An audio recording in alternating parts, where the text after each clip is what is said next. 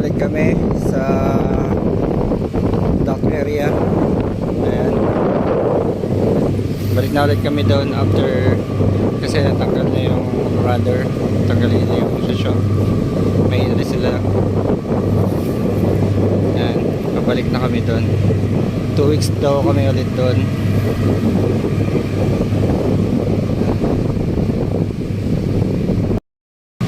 Ready na ang heaving line.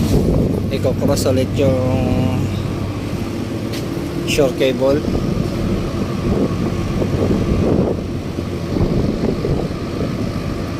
Ayan, malapit na kami. Naagis namin ang dalawang heaving line. Guys, nakapasok na yung kalahati. Sa Pro na lang may tugboat. Mamaya lilit ko na rin nila. Tapos ready na namin dito yung shore connection para sa power.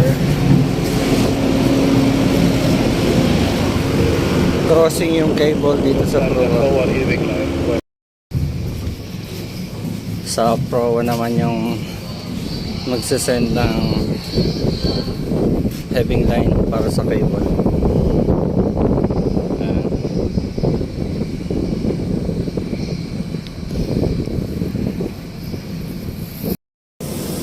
Ayan, lutang na ulit kami dito sa dry dock. Ayan, punta na kami doon kasi kapi na. Lipat lamang yung mga gamit. Серег, поставьте, может быть, экскаватора не надо посередине, что завтра крышки будем открывать первую. Ito na yung tinanggal nila sa ladder. Rudder. Tapos ko-control sa rudder. Okay, ito nila.